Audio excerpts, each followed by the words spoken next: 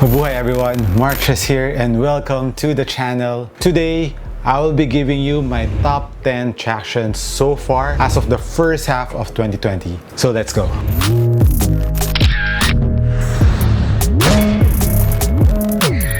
Before we start off with my top 10 tractions, I would just like to remind you guys and let you know guys, for all of the people who doesn't know yet, we have a community that I've just created for this channel. There is a join button beside the subscribe button. If you haven't subscribed yet, click the subscribe first before joining the community. By joining this community, you will not just help this channel grow and support me in making reviews for you guys, but also you'll get a bonus by winning some limited prizes that I'll just be giving out for the members of this community only. So I think it's totally worth it for the price that you'll be paying per month. You'll be getting an awesome prize, and I will make sure that almost all will win a prize. Aside from that, of course, we'll be doing some live chats, give and take, and I will be doing some videos that are live, and all the members of this community will be welcome there. So come on and join us. Thank you in advance. So first in my list of the top tractions, actually I was just aiming for 10, but it kind of went over 10 sneakers, mainly for the traction. So let us start off first with a recently pick up of mine, which is the BYWX2. BYWX version 2 has herringbone pattern with a decoupled outsole. I was really impressed with the traction of the BYWX 2.0. This is a huge improvement from the version 1. On a very clean court, it really grips really hard and it squeaks a lot. On the dusty floor, it doesn't pick up that much dust, which is quite impressive because the first one did pick up a lot of dust. That's why I'm saying this is an upgrade from the first one. Overall consistency of the traction is very good. Another part that I love about this traction, it also goes up on the medial side. So you have an extended traction around the medial part of the sneaker when you're doing crossovers, and you really need to go low to the ground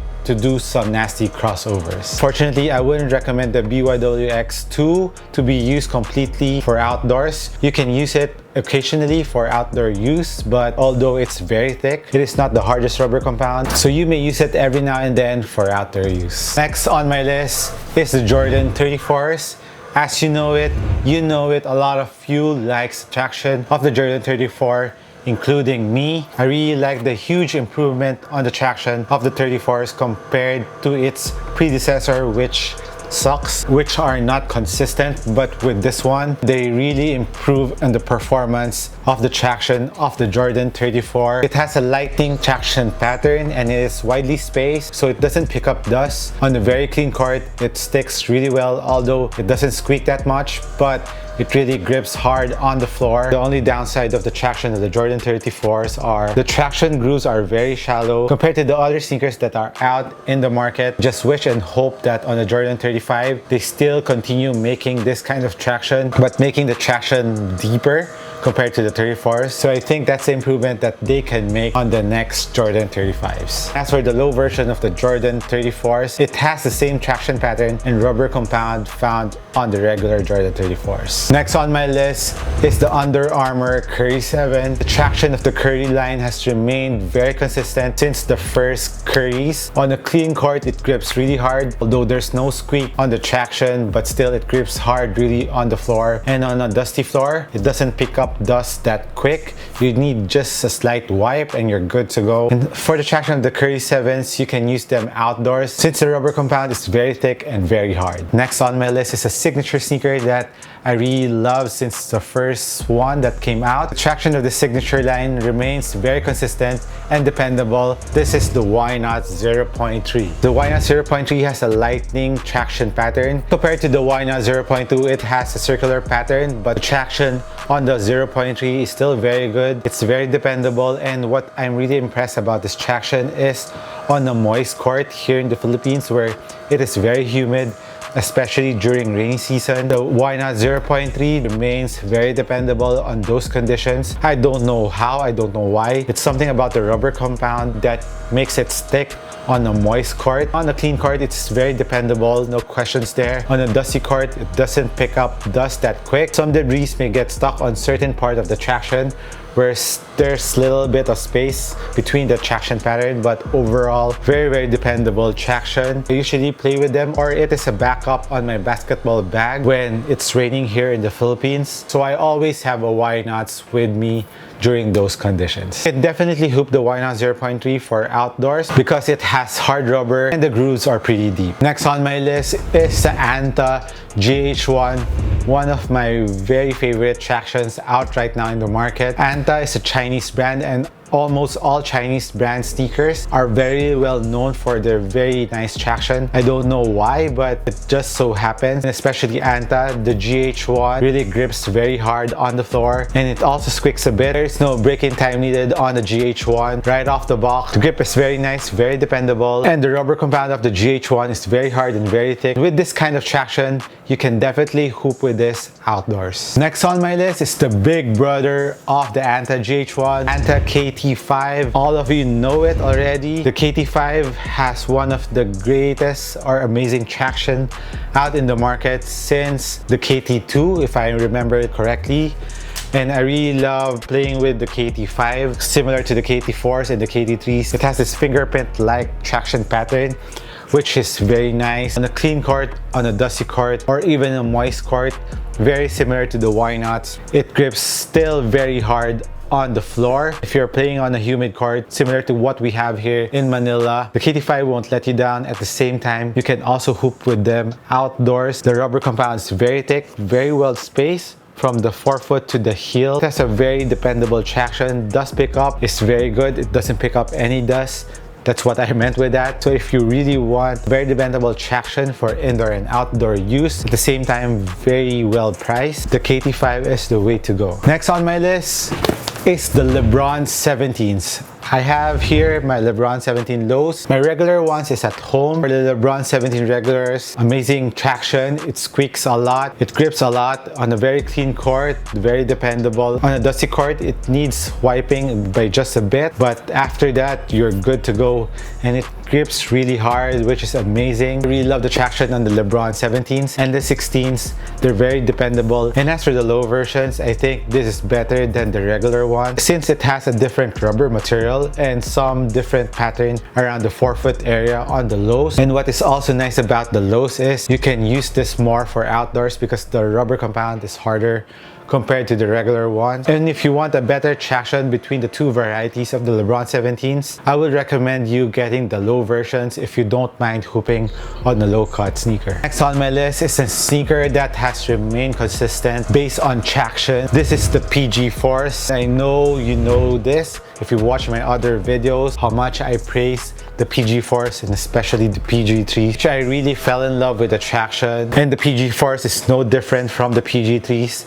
It has a similar circular pattern traction. Although the PG3 has a moon crater traction pattern, the PG Force has like a DNA traction pattern or a chain-like traction pattern. But nonetheless, the traction of the PG Force are amazing, very impressive. On the clean court, very dependable. You don't need to wipe it. It doesn't pick up dust that much. And you can even use them on moist floors. And of course, for outdoor use, the PG Force rubber compound is very hard, very well spaced, especially with the full-length air shovel that you have on the PG Force. PG Force is really meant to be hooped outdoors. The PG Force are known to be a very affordable signature sneaker. And next on my list is not that different. This is the takedown of the Why Not 0.3. This is the Westbrook One Take. Like I've said, this is the budget model of a budget model signature sneaker already. The traction of the One Takes are amazing. It has a similar lightning traction pattern found on the Why Not 0.3. The rubber compound of the One Take is harder. It has a different rubber compound compared to the Why Not 0.3. If you love the traction of the Why Not 0.3, you will definitely love or like this one better because the traction in the One Take is simply amazing. Right off the box, it grips really hard on the floor. Clean or dusty court, no problem at all. No difference there. And with the rubber compound of the One Take, you can definitely use them for outdoor use. So just a warning, the cushion of the One Take is a little bit lower to the ground. It has a little bit more court feel compared to the Why Not 0.3. So if you like cushion more, I would go with the 0.3. But if you don't mind playing outdoors with lesser cushion, but still has that bounciness in the forefoot. The One Take is for you. It is cheaper than the Why Not 0.3. But I'm kind of curious what's happening right now because I've been searching for other colorways of the One Take. There has not been a One Take release here in the Philippines yet. I went through stores and online shops here. After this release of the One Take of the black cement colorway, there's still no other colorways that has been released. So I'm kind of wondering why that is happening right now. Let me know if you know the reason. I don't know if they stopped production first with the One Takes. If you can grab the One Takes, the traction is simply amazing. Second to the last traction pattern that I really love so far this year, it's the Coyotes 6. I have 2 pairs of the Coyotes 6. Been wanting to get extra pairs of the Coyotes 6. That's how much I love the Coyotes 6 in terms of performance. With this Manila colorway and with the Kefri colorway, there's no difference in the traction of the Coyotes. That's why I think they're very dependable. On a very clean court, they grip really hard and very nasty on a clean court. Squeaks a lot if you like squeakiness. And on the dusty floor, although the pattern are very close, it doesn't pick up that much dust. So I'm really impressed with that on the Coyotes. I think the rubber compound of the traction really plays a huge part on the traction more compared to the pattern on a sneaker. Let me know if you agree with me, but based on my experience, it is more on the rubber compound rather than the pattern of the traction. The Coyotes are a very good example because the patterns are very close to each other, but it doesn't pick up that much dust. While some other sneakers have widely spaced traction, but those sneakers pick up more dust compared to the Coyotes. So that's just my opinion. Let me know what you think about that. Going back to the Coyotes, I really love the traction of this. The rubber compound is more on the hard side, although it's not the hardest rubber compound. You can use them to hoop outdoors too, especially with the amazing Zoom Turbo in the forefoot of the Coyotes. You have amazing cushion, at the same time excellent traction below your foot. So the last sneaker on my list is, of course, I know you know them, my current favorite. It is the KD13s. I don't have them here, unfortunately. I left it in my bag at home because I've been using them non-stop. KD13s has circular traction pattern, very similar to the Why Not 0.2 and the PG3s. For all of you who have been following me in this channel, you know how I love the PG3s and the Why Not 0.2 traction. Those 2 traction are very dependable in a very dusty court, on a moist court. That's why I really love them. I always have them as a backup in my bag. And the KD13's traction has similar behavior on the dusty court and on a moist court. I just played my KD13s on a moist court recently and I was really testing it out on the moist court. I wasn't wrong with my prediction. Still grip on the moist court. I'm really impressed with the traction of the KD13s. And of course, another thing that I really love about the traction of the KD13s is the rubber compound. It is really hard. The Asia release has XDR rubber. It's made out of very hard rubber compound. I don't know for the US release or Europe release. So let me know if your KD13s has a similar rubber compound that is very hard like the ones that I have. Pattern of the KD13s are very well spaced. It doesn't pick up dust, and if it does, it will take a long time. That's how nice the traction of the KD13s are. That's my #1 traction so far right now. So good job Nike for the KD line. That's one area of the KD12s that I wish you will be improving, and you did that with the KD13s.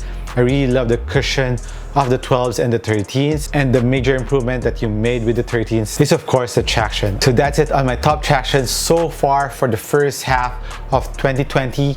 Let me know if you agree with me or disagree with me. Hit me a comment down below and let me know what your top traction so far right now for the first half of 2020. So this has been Marches once again. Thank you for watching and I'll catch you on the next one. Peace.